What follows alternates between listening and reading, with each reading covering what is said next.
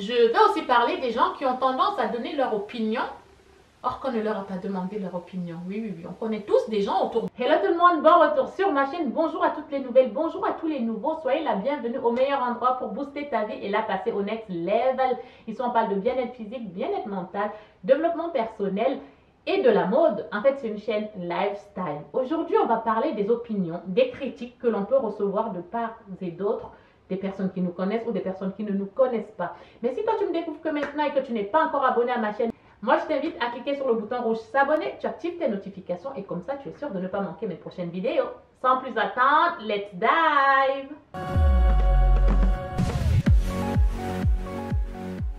Pour moi, c'est quoi la critique? Pour moi, la critique, c'est mettre le doigt sur quelque chose qui dérange les autres, qui dérange les autres. Déjà, le mot critique, pour moi, c'est un mot négatif. C'est un mot négatif parce que quand on dit quelqu'un donne son opinion, déjà opinion, ça peut être une bonne opinion, une opinion, ça peut être une bonne opinion, ça peut aussi être une mauvaise opinion. Et quand c'est mauvaise opinion, c'est critique. Déjà critique pour moi c'est un mot super négatif.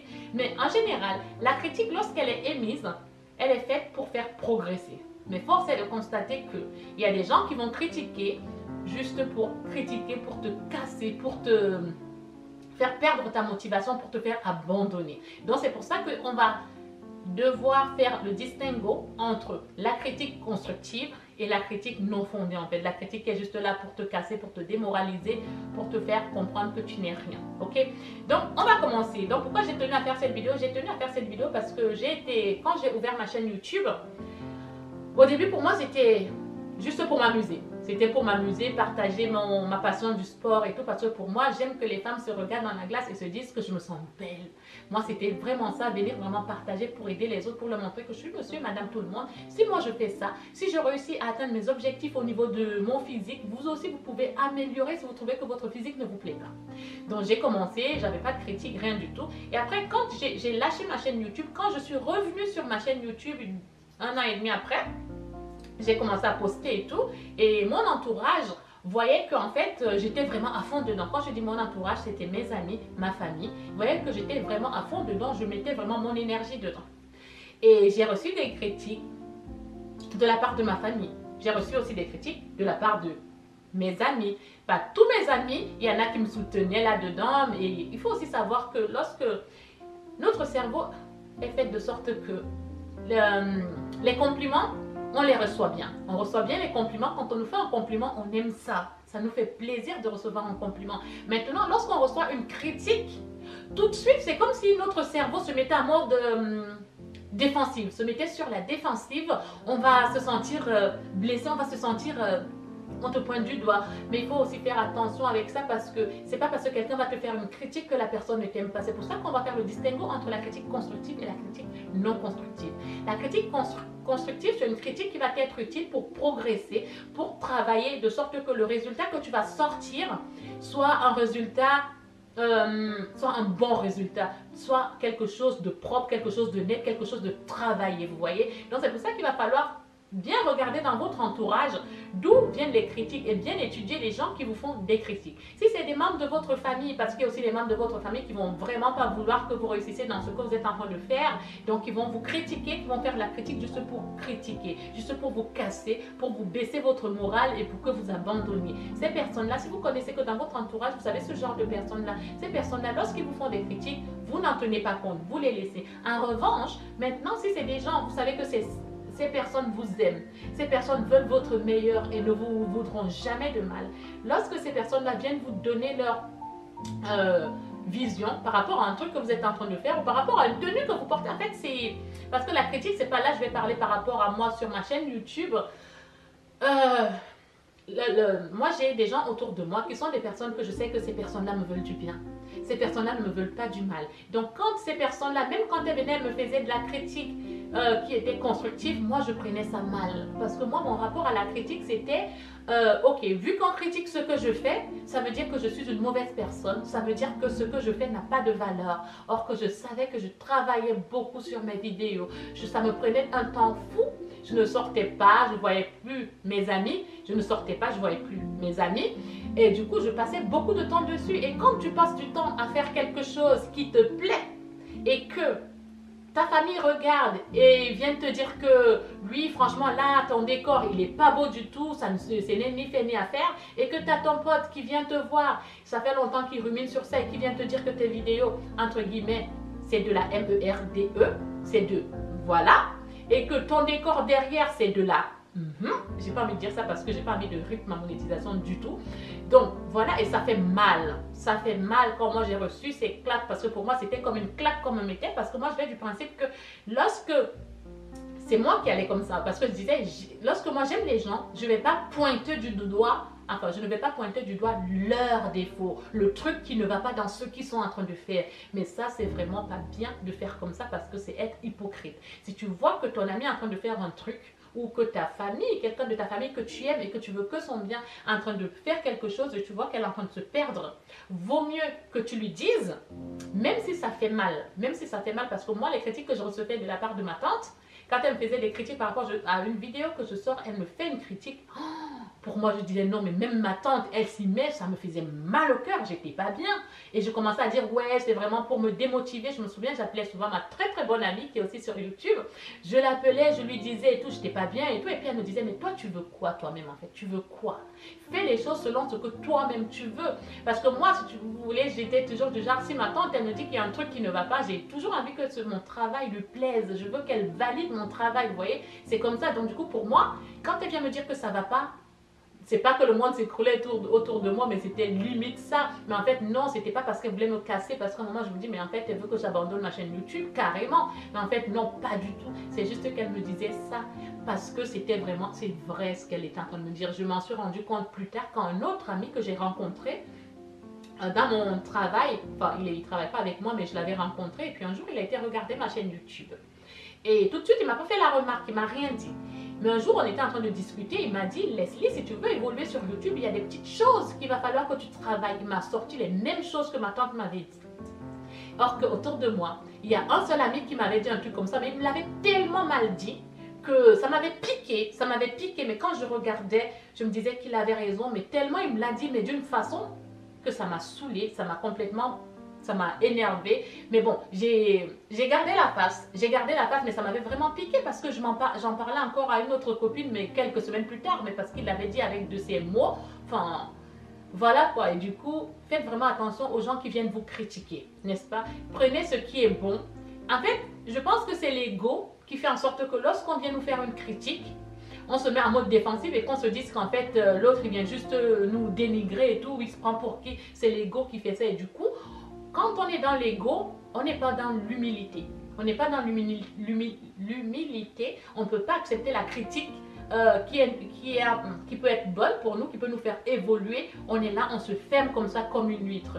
Dites-vous seulement qu'en fait, au pire des cas, si vous n'arrivez pas encore à faire le distinguo, dites-vous que la personne qui est en train de vous faire la critique n'est pas en train de critiquer qui vous êtes.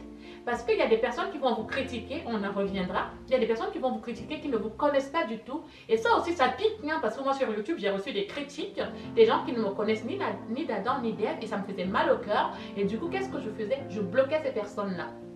Je les bloquais, et même au jour d'aujourd'hui, moi, si tu me fais une critique qui n'est pas constructive, je te bloque, parce que tu ne me connais ni d'Adam ni d'Ève. Je te bloque si je trouve que c'est trop, en fait, n'est-ce pas? Donc, dites-vous que ces personnes-là ne vous connaissent pas, ils ne critiquent pas qui vous êtes. En fait, ils ne sont pas en train de critiquer Leslie, ils sont en train de critiquer le contenu. Ils sont en train de mettre plutôt une opinion. Anyway, ils sont juste en train de mettre leur opinion sur le sujet. Détachez-vous du sujet. Détachez-vous de votre contenu et de qui vous êtes. Si vous arrivez à vous détacher de votre contenu et de qui vous êtes, vous verrez que vous allez mieux appréhender les critiques qui vous sont faites. Si vous-même vous savez qui vous êtes, donc si vous n'avez pas regardé la vidéo sur l'estime de soi, je mettrai le lien là, comme ça vous allez regarder la vidéo sur l'estime de soi qui va vous permettre de connaître qui vous êtes, parce que si vous connaissez votre valeur, les critiques qu'on peut vous faire ne peuvent pas ne peuvent pas baisser votre estime de vous, votre valeur. Donc faites bien le distinguo entre ces deux choses-là parce que c'est vraiment important et ne vous placez pas dans l'ego en fait.